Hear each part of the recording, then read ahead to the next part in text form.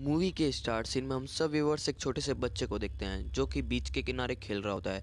तभी उसे पानी में एक हेलमेट दिखाई देता है जिसमें एक कैमरा लगा हुआ होता है। वो छोटा बच्चा उस कैमरे की रिकॉर्डिंग को देखता है जिसमें दो लड़कों को शार्क निगलने वाली होती है और वो हेल्प मांग रहे होते हैं। जब छोटा बच्चा उस वीडियो को देखता है तो वो तुरंत भागते हुए जाता है जहां हम एक सर्फिंग बोर्ड को भी देखते हैं। फिर हम व्यूअर्स एक कार को देखते हैं जो कि उसी बीच पर जा रही होती है जहाँ पर हम एक चार्ली नाम के लड़के को देखते हैं जो कि नैन्सी नाम की लड़की को उस बीच पर ले जा रहा होता है क्योंकि नैन्सी को रास्ता मालूम नहीं होता है और चार्ली वहीं के रहने वाला होता है। फिर चार्ली नैन्सी को उस बीच तक ले जाता है और वो बीच देखने में काफ़ी खूबसूरत और वीरान होता है। फिर चार्ली वहाँ से चला जाता है। फिर नैन्सी रेडी होकर सर्फिंग के लिए निकल जाती हैं जहाँ वो देखती है कि वहाँ पहले से ही दो लड़के सर्फिंग कर रहे हैं। नैन्सी वहाँ सर्फिंग के लिए पानी में चली जाती है और नैन्सी भी काफ़ी अच्छी सर्फिंग कर रही होती है।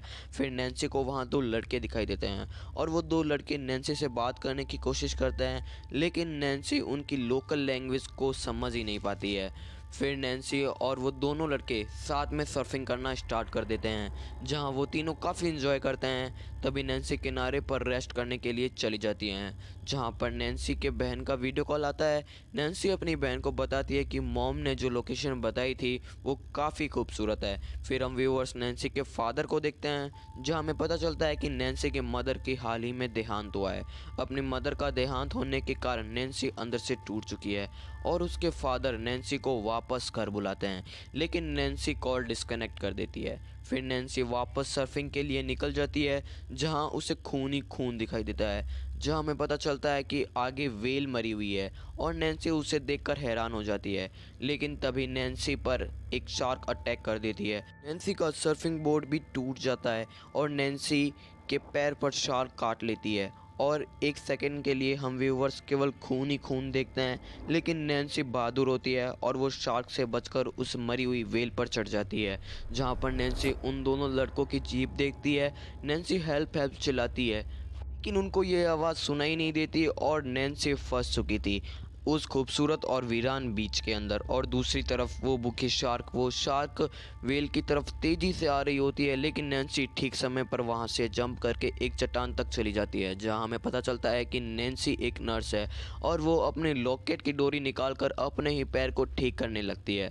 और अब नैन्सी काफ़ी डर जाती है क्योंकि अब कोई भी वहाँ आने वाला नहीं था और समुंदर में वो शार्क नैन्सी का ही वेट कर रही थी। तभी देखते देखते रात हो जाती है और नैन्सी के पास एक बर्ड भी होता है जिसके चोट लगी हुई होती है और वो उड़ नहीं पा रहा होता है।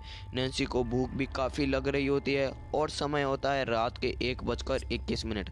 नैन्सी सो रही होती है लेकिन तभी छोटे छोटे समुद्र जीव आकर नैन्सी को काटने लगते हैं। नैन्सी उठ जाती है और उनमें से एक को मारकर उसे खाने लगती है क्योंकि उसे काफ़ी ज़्यादा भूख लग रही होती है लेकिन वो उसे खा ही नहीं पाती और उसका पैर काफ़ी ज़्यादा दर्द कर रहा होता है।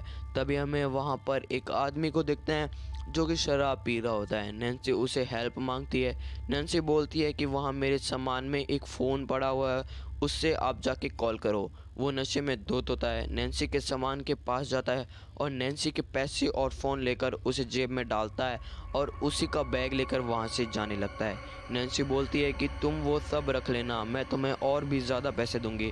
जिसे सुन के वो नशे में धुत लड़का तैर कर नैन्सी के पास आने लगता है। नैन्सी उसे कहती है कि यहाँ पर मत आओ, यहाँ पर शार्क है, तुम्हें यहाँ से चले जाओ और कॉल करके किसी और को बुलाओ। लेकिन उसे सुनाई नहीं देता और वो शार्क उस लड़के को मार देती है।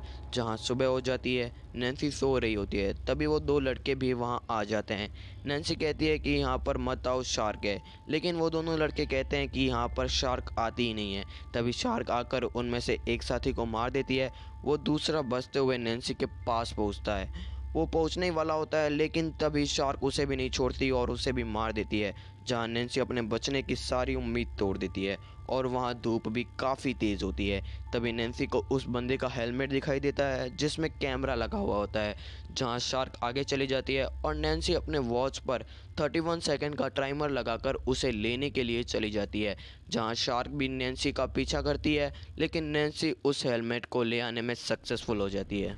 फिर नैन्सी उस हेलमेट के कैमरा में अपनी सिचुएशन बताती है, जहां वो अपने फैमिली के लिए भी मैसेज छोड़ती है, क्योंकि उसे अपने बचने की उम्मीद कहीं दूर तक दिखाई भी नहीं दे रही थी, और उस हेलमेट को किनारे तक फेंकती है।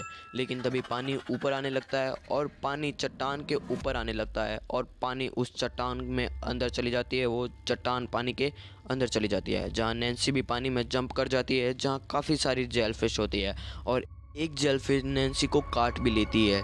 लेकिन नैन्सी तभी वहाँ ऊपर आती है, और वो शार्क भी नैन्सी को देख लेती है। नैन्सी वहाँ से भागते हुए हेल्प ट्रिब्यूट तक चली जाती है, और वो उसके ऊपर भी चढ़ जाती है, जहाँ नैन्सी को वहाँ एक फ्लेयर गन मिलती है, लेकिन उनकी एमओ पानी में चली जाती है। तभी नैन्सी के पास केवल एक एमओ होती है। थोड़ी ही दूर एक शिप होती है। नैन्सी उस गन से शूट करती है, लेकिन वो एमओ पानी में जाने के कारण ख़राब हो जाती है। तभी हमें मूवी का स्टार्ट सीन दिखाया जाता है, जिसमें वो छोटा बच्चा नैन्सी की वीडियो को देखकर तुरंत हेल्प के लिए जाता है।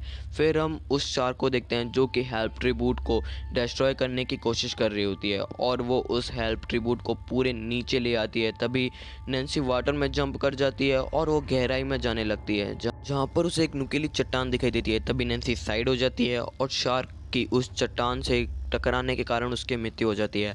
और तभी वो बच्चा अपने फादर चार्ली को बुला लाता है, और चार्ली नैन्सी की जान बचा लेता है। फिर नेक्स्ट सीन में हम नैन्सी को देखते हैं, जो कि अपनी बहन के साथ सर्फिंग कर रही होती है, और उसके फादर भी उसके साथ आए हुए होते हैं, और यहीं पर मूवी का एंड हो जाता है।